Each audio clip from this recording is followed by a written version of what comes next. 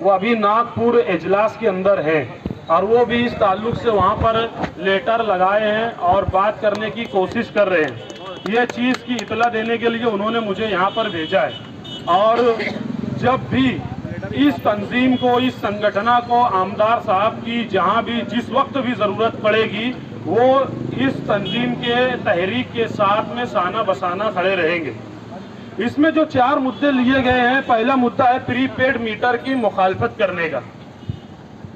Prepaid meter जो recharge से चलने वाला है, जिस तरीके से हमारा मोबाइल है, मोबाइल के अंदर सिम कार्ड में जब तक रिचार्ज रहेगा, जब तक हम मोबाइल को यूज कर सकते हैं, कॉल लगा सकते हैं। इसमें कुछ लोग इस मीटर की हिमायत में भी हैं। जो लोग इस मीटर की हिमायत में है, मैं उनसे यही कहना चाहूंगा, उनके जो भी पॉइंट होंगे या जो भी उनका देखने का तरीका होगा, नजरिया होगा, आज हमको आसान लग रहा है कि हम 1 महीने की बिल जो है वो सिल्लक भर देंगे और उसके बाद अगले महीने से रेगुलर वही रूटीन हो जाएगी कि चलो 1 महीने का सिर्फ हमें एडवांस पेमेंट देना है, अगले महीने से रेगुलर हो जाएगा। ऐसा नहीं है, ये एक लॉलीपॉप है। हमें जो है ये बताया जा रहा है कि आपका जब तक रिचार्ज रहेगा, आप जब तक यूज कर सकते हो, आप कम कंजम्पशन करो, आप लंबा यूज कर सकते हो। आप जो है मीटर बंद रखोगे, आपको एवरेज का मसला नहीं आएगा, आपको फॉल्टी सरासरी बिल नहीं दी जाएगी, किसी तरीके से फॉल्टी नहीं रहेगा। आप मीटर का इस्तेमाल नहीं करोगे तो साल भर भी आपका रिचार्ज चलेगा, ये वक्तिया रहेगा। लेकिन जिस तरीके से पहले हम मोबाइल सिम को इस्तेमाल करते थे कि एक रिचार्ज करवा लिए, उसको साल भर मिस कॉल मार मार के चलाते थे, आज क्या हो गया है कि वही रिचार्ज को मंथली कर दिया गया, महीनेवारी कर दिया है। तुम इस्तेमाल करो मत करो, हर महीना तुमको रिचार्ज कराना है। फिर उसमें 28 दिन का पैक, 24 दिन का पैक, 21 दिन का पैक, कल आगे चल के ये रिचार्ज भी ऐसे ही हो जाएगा। तो इसकी संगीनी हमें समझना चाहिए कि हमें क्यों इसकी मुखालफत करनी है। आज हमें बहुत आसान लग रहा है कि चलो ठीक है, मैं बाहर रहता हूँ या मेरे को कोई इस्तेमाल नहीं है मेरे घर में, या मेरा फ्लैट बंद रहता है, मैं एक रिचार्ज करा दिया, साल 2 साल चलेगा। नहीं, ऐसा नहीं होने वाला है। आज हमको धीरे से इस स्टेप पे लाया जाएगा, फिर उसको हमें पाबंद कर दिया जाएगा कि हर महीना इतने का पैक तुमको लेना है।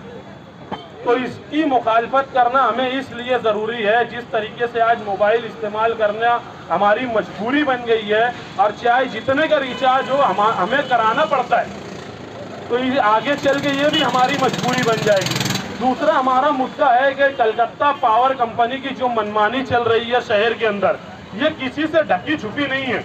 इसके अंदर कौन मैनेज है कौन नहीं है ये सबको मालूम है। अभी जो है तुम इनके किसी भी सब स्टेशन के अंदर चले जाओ, जो इनके पावर हाउस है, तुम्हें इनके स्टॉक मटेरियल कोई नहीं दिखेंगे, ना पोल दिखेगा, ना डीटीसी दिखेगा, ना केबल दिखेगा। ये किसी भी तरीके से सर्विस नहीं दे पा रहे। पहले ये येलो केबल जो है मीटर के अंदर लगा करके देना शुरू किए, अभी वो केबल भी नहीं है इनके पास। अब वो कई जगह डीटीसी ओवरलोड है, इंफ्रास्ट्रक्चर खड़ा करके डीटीसी को अंडर लोड करना है, लेकिन इनके पास जो है अभी ताकत नहीं है। ये फर्जी जो है ढोंग रच रही है कंपनी, इनके पास सब ताकत है, लेकिन हुकूमत को ये बताना चाहती है कि हमें जो है लॉस बहुत ज्यादा है, जबकि इनको लॉस होता नहीं है। इनके एक ऑफिसर से मेरी बहस हुई कि आप लोग जो है बिजली 3.5 रुपया यूनिट खरीदते हो, सिर्फ 100 यूनिट के नीचे आप जो है 3.5 रुपये यूनिट देते थे, वो भी अभी रेट बढ़ने के बाद 4 रुपया 65 पैसे से दे रहे। तो इनका तो 1 रुपया यहाँ पर खुला प्रॉफिट है। उसके बाद हम पावर लूम वाले हैं, हमको सब्सिडी के साथ 4 रुपये में मिलती है, हुकूमत इनको 4 रुपया देती है। अब इनका 50% से ज्यादा प्रॉफिट हो गया यहाँ पर। उसके बाद जिनका 200 यूनिट के ऊपर, 300 यूनिट के ऊपर, 500 यूनिट के ऊपर गया, तो आखिरी में 16 रुपये यूनिट तक ये चार्ज करते हैं। तो इनका 400% प्रॉफिट है। अगर 50% भी ये लॉस बता रहे हैं तो इनको कोई लॉस नहीं है। जब 400% ये कमा रहे हैं और 50% लॉस बताएंगे तो भी इनको कोई नुकसान लगने वाला नहीं है। मैं 100 मीटर कपड़ा खरीदता हूँ और उसको मैं 80 मीटर ही बेचता हूँ, लेकिन 3 रुपये में खरीद के 16 रुपये, 8 रुपये, 5 रुपये में बेच रहा हूँ। अगर मेरा 20 मीटर कपड़ा चोरी हो जा रहा है या कहीं पर गिर जा रहा है या खराब हो जा रहा है तो मेरे को कहाँ से लॉस हुआ? वो मेरे को जवाब में यही कहे कि यार हम इस तरीके से नुकसान नहीं निकालते जिस तरीके से तुम बता रहे हो। हम ये देखते हैं कि हमने 100 यूनिट खरीदा, अब 100 यूनिट में हमने सेल किया 80 यूनिट, 20 यूनिट ज़ाय हो गई। बिजली स्टोर नहीं कर सकते, बिजली जो है अगर इस्तेमाल नहीं की गई तो वो ज़ाय हो जाती है। इसीलिए टीओडी फैसिलिटी करके जो है रात में जो बिजली कंजम्पशन होता है उसके लिए सहूलत दी जाती है। तो जब हम इतनी बड़े पैमाने पर इनकी बिजली मालेगांव शहर के अंदर पावर लूम वाले बोलो या फिर दुकानदार बोलो इस्तेमाल करते हैं, ये हुकूमत पे और बिजली कंपनी में हम एहसान करते हैं और हमें एहसान के बदले में हमारे ऊपर जुल्म किया जाता है।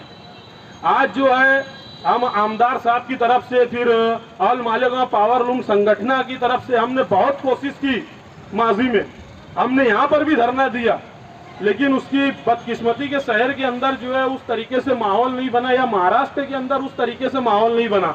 नहीं तो बॉम्बे के अंदर भी सारी संगठनों ने मिल करके मीटिंग की थी, असेंबली हॉल में आवाज भी उठाई गई थी।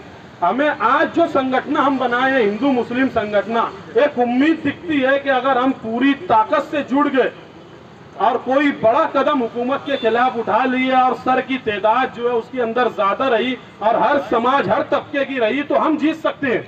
नहीं तो अडानी अंबानी की गुलामी में ये हुकूमत चल रही है, तुम्हारी मेरी कोई औकात नहीं है उसको हराने की। हाँ, अगर सब मिल गए और कोई बड़ा कदम उठाए तो फिर हम उसको हरा सकते हैं। उसके बाद तीसरा मुद्दा यहाँ पे 300 यूनिट जो है बिजली फ्री देने की। आज दिल्ली की मिसाल देख लो, दिल्ली के जो रियासत है उसकी स्टडी कर लो, पानी फ्री देने के बाद 300-200 यूनिट फ्री देने के बाद औरतों को महिलाओं को जो है बस का सफर फ्री देने के बाद भी वो रियासत वाहिद रियासत है जिसका बजट पूरा प्लस में। हमारे यहाँ जो मिनिस्टरों का करप्शन है, जो लीडरों का करप्शन है, जो हुकूमत करप्शन कर रही है, उससे हम परेशान है। ये फ्री देने से हमें कोई नुकसान नहीं है। अगर हमारी हुकूमत भी साफ और शफाफ तरीके से हुकूमत करे और हमें ये फ्री देने के बाद भी फ्री देगी, उसके बाद भी उसका बजट जो है प्लस में रहेगा।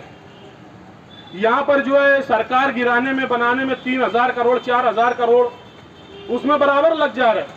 जहाँ अवाम का फायदा है, जहाँ गरीबों का फायदा है, जिसके लिए हुकूमत बनाई गई, जिसके लिए जमहूरियत बनाई गई, जिसके लिए अंग्रेजों से लड़ा गया, तो वो सब दरकिनार। यहाँ पर सिर्फ जो मिनिस्टर बनेंगे, जो मतलब उनके यार दोस्त रहेंगे, जो कॉरपोरेट कंपनियां रहेंगी, जो मिनिस्टरों को फंड करेंगी, उनके फायदे के लिए पॉलिसियां बन रही हैं।